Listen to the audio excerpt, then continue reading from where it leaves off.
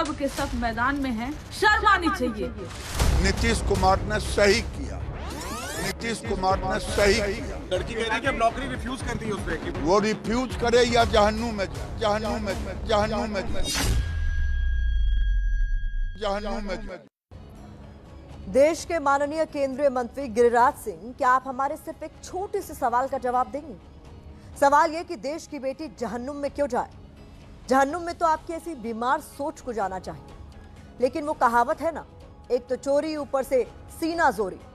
तभी तो एक डॉक्टर बेटी का अपमान करने वाले मुख्यमंत्री ने अपने किए पर माफी तक नहीं मांगी और उनके किए को सही ठहराने के लिए पूरी फौज को मैदान में उतार दिया।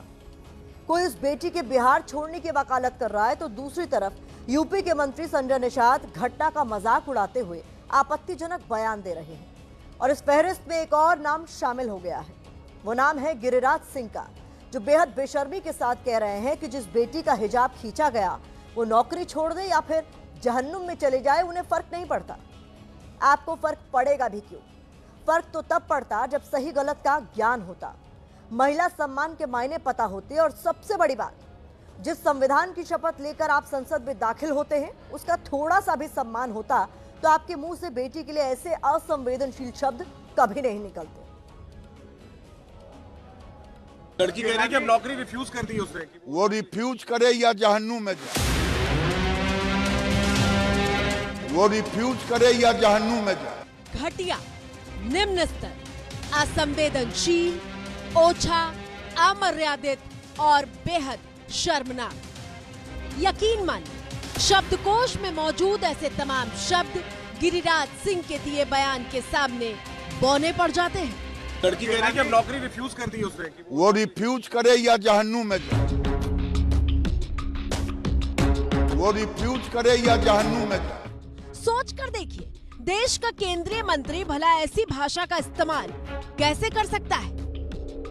गिरिराज टाइप के लोगों के बारे में हमको चर्चा नहीं, वो तो चुल्लू भर पानी में डूब के मर जाना चाहिए।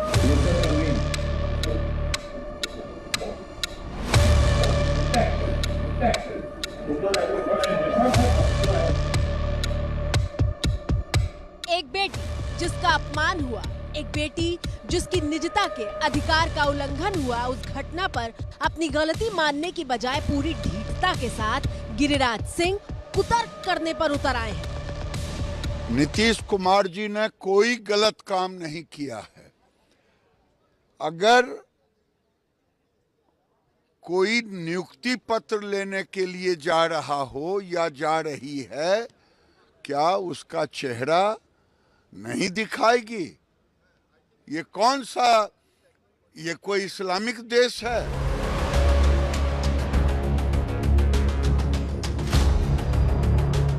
माननीय केंद्रीय मंत्री गिरिराज सिंह, अपने दिमाग के जालों को थोड़ा साफ कर लीजिए। हाँ, हिंदुस्तान इस्लामिक देश नहीं है। हिंदुस्तान एक धर्मनिरपेक्ष राष्ट्र है और संविधान के अनुच्छेद 25 के तहत सभी व्यक्तियों को अपना धर्म मानने और उसका पालन करने की स्वतंत्रता दी गई है।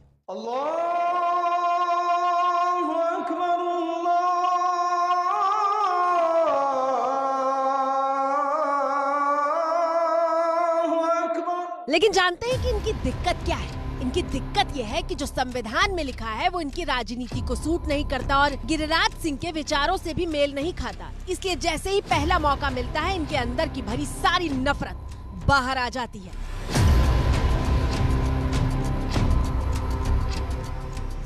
आप पासपोर्ट लेने जाती हो तो दिखाती हो कि नहीं? आप एयरपोर्ट पर जाते हैं तो दिखाते हैं कि नहीं?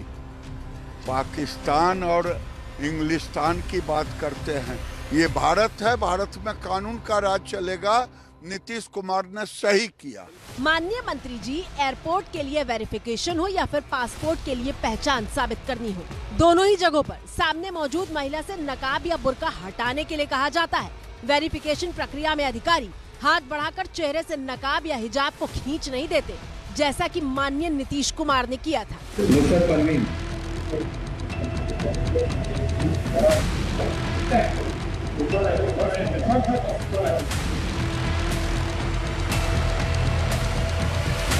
ये पूरा मामला 15 दिसंबर को पटना में आयोजित उस कार्यक्रम का है जहां सीएम नीतीश कुमार आयुष डॉक्टरों को नियुक्ति पत्र बांट रहे थे। आदित्य कुमार सिंह, स्मृति। जैसे ही हिजाब पहने और चेहरे को नकाब से ढके नुसरत परवीन नाम की महिला डॉक्टर नियुक्ति पत्र लेने पहुंचती हैं तो नीतीश महिला से पूछते हैं कि ये क्या है। नुसरत परवीन,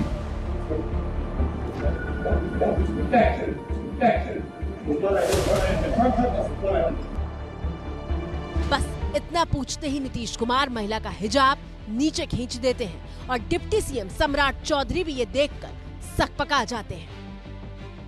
अगर उसको शौक होता फोटो खिंचाने का तो वो पहले से भी पता थी किस तरीके से उन्होंने उसको खींचा। हम उसको कंडम करते हैं, हम इसकी मजबूत करते हैं।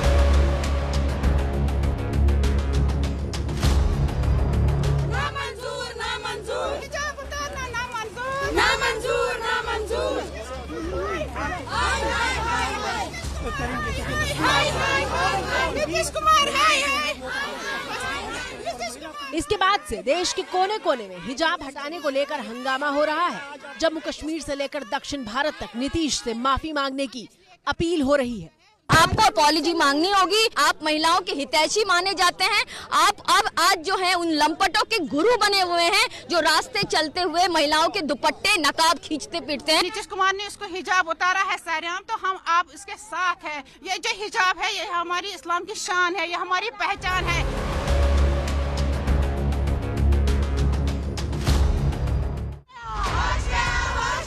नीतीश कुमार होश में आओ। नीतीश कुमार जम्मू कश्मीर की पूर्व सीएम महबूबा मुफ्ती की बेटी और पीडीपी नेता इल्तिजा मुफ्ती तो नीतीश कुमार के खिलाफ थाने पहुंच गई हैं और बेहद गुस्से में दिखाई दे रही हैं।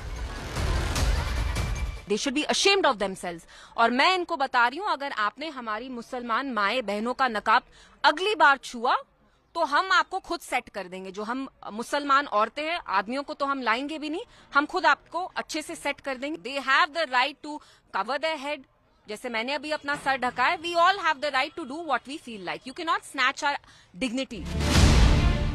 नीतीश कुमार के खिलाफ इल्तिजा मुफ्ती ने श्रीनगर के कोठीबाग थाने में शिकायत दी है और ये भी कहा है कि अगर पुलिस ने मामला दर्ज नहीं किया तो उन पर भी सवाल उठेंगे।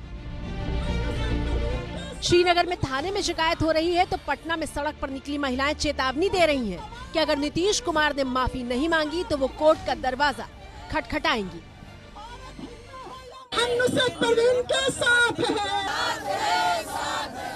अगर नीतीश कुमार माफी नहीं मांगेंगे तो कानून का दरवाजा हम खटखटाएंगे। के बीच में नीतीश कुमार को माफी मांगना चाहिए। जो हिजाब खींचने वाला मामला ये मामूली बात नहीं है, महिलाओं के सम्मान पर ठेस पहुंचाना है। एक तो पहले ही नीतीश कुमार ने जिस तरह से महिला डॉक्टर के चेहरे से नकाब हटाया उस पर आक्रोश था, लेकिन आग में घी डालने का काम किया उन नेताओं ने जो नीतीश कुमार को सही ठहराने के लिए सिर्फ आगे नहीं आए बल्कि आपत्तिजनक बयान देने लगे, कुतर्क करने लगे, बिना इस बात की परवाह किए कि वो देश की एक बेटी और बहन का अपमान कर रहा है। और इस रेस में सबसे पहला नंबर था यूपी में योगी सरकार के मंत्री संजय निषाद का, जिन्होंने ऐसा बयान दिया जो मर्यादा की सारी सीमाओं को पार कर गया। इनके मुंह से निकले शब्द इनकी मानसिकता को बताते हैं कि असलियत में महिलाओं के लिए कैसी सोच रखते हैं।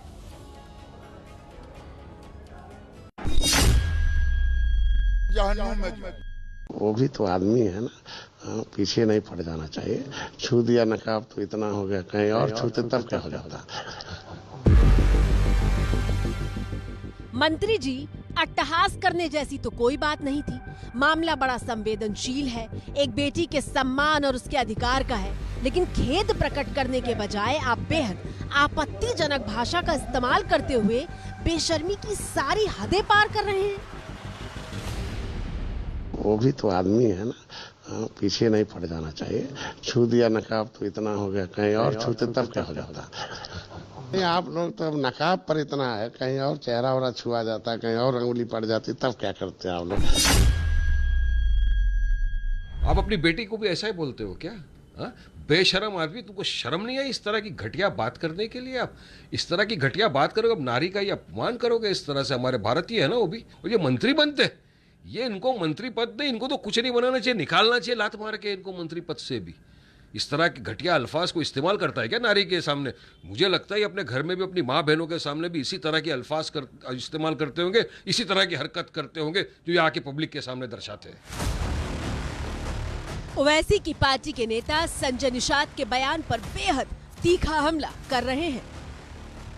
अगर तू ये समझ रहा है कि तू मेरी बच्ची को कहीं हाथ लगा देगा और हम खामोश बैठेंगे, अगर तू हमारे सामने होता तो तेरा हाथ तोड़कर दूसरे हाथ में दे डालते हम।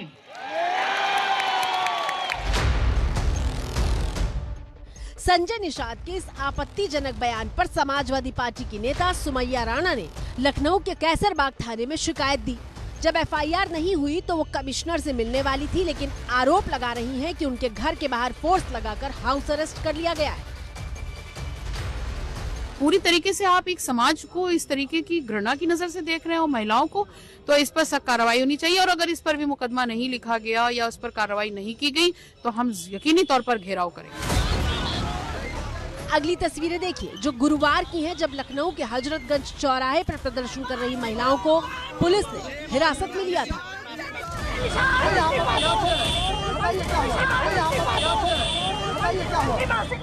बवाल बढ़ा तो संजय निषाद अपने बेशर्मी से भरे बयान पर सफाई पेश करने भी आ गए। जब किसी बात को टालना, हल्के फुल्के अंदाज में खत्म करना होता है तो लोग पारंपरिक तौर पर कहते हैं, जैसे उदाहरण के तौर पर बता हमारे भोजपुरी में कहा जाता है कि फलनवा यह कहले बने कुछ और ना ही कहला सना, चला ही बतिया छोड़ दे। जिस कथन को लेकर आज विवाद खड़ा किया जा रहा है वह मैंने हंसते हुए सहज भाव से और अपनी स्थानीय भोजपुरी बोली में कहा था। न उसमें किसी समुदाय की, किसी महिला या किसी धर्म के प्रति कोई दुर्भावना थी और न ही अपमान का कोई उद्देश्य मिला था।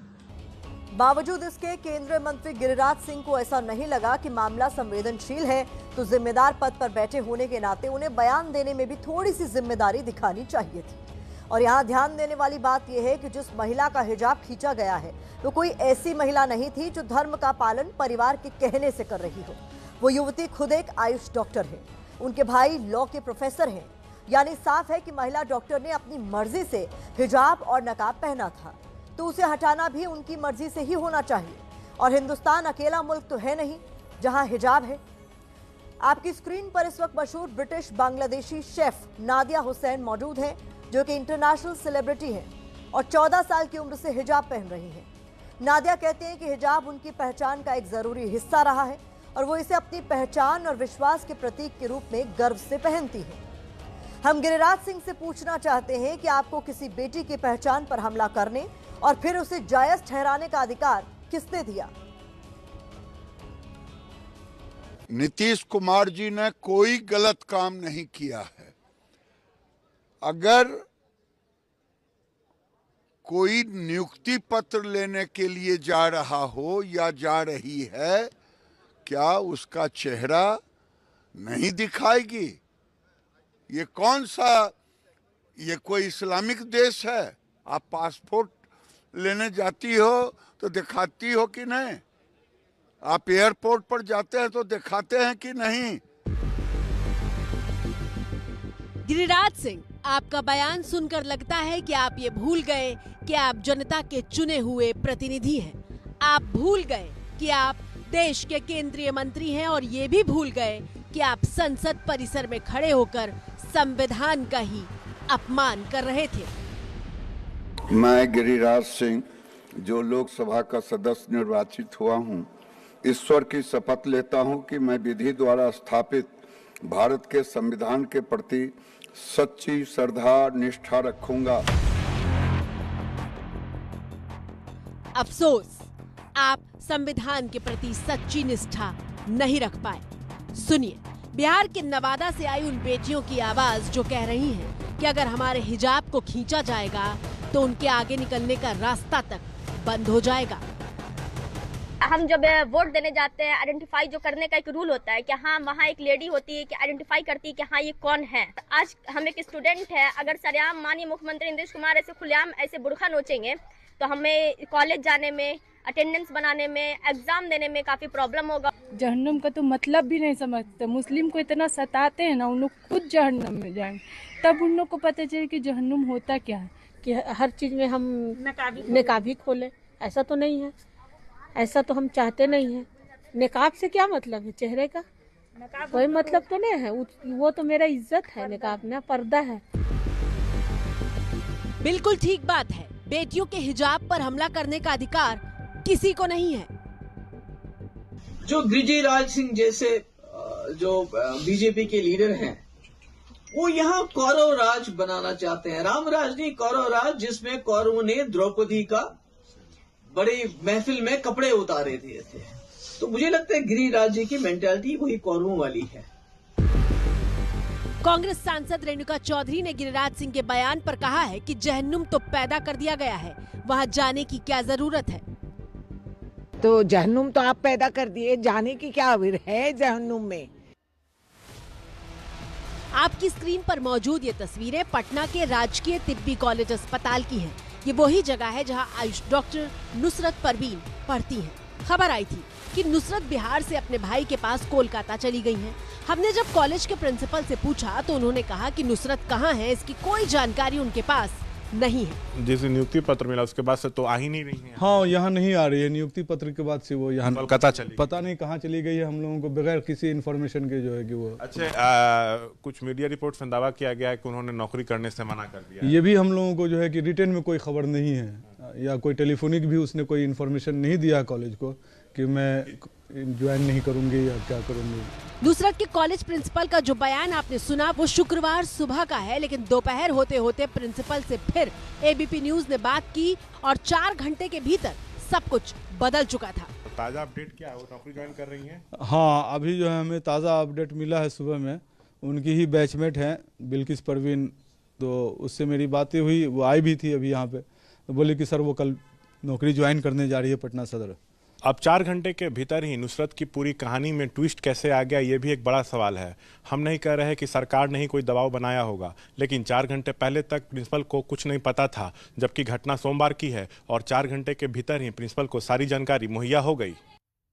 और जहां तक केंद्रीय मंत्री गिरिराज सिंह के विवादित बयानों का सवाल है, तो ये कोई पहली बार नहीं है।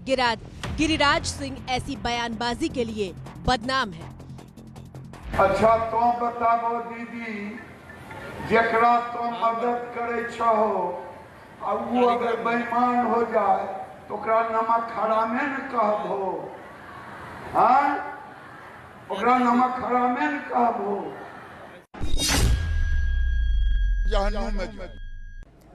लेकिन देखिए कितने आराम से भारत की प्रभुता और अखंडता को कायम रखने की शपथ लेकर उसे अपने बयानों से ये हर रोज तार तार करते हैं। गिरिराज सिंह, आप भले ही अपना धर्म भूल गए हो, लेकिन हम आपको याद दिला दें कि आपने बिना भेदभाव और धर्म देखे देश के नागरिकों के हित में काम करने की शपथ खाई है। उम्मीद करते हैं कि अगली बार नफरती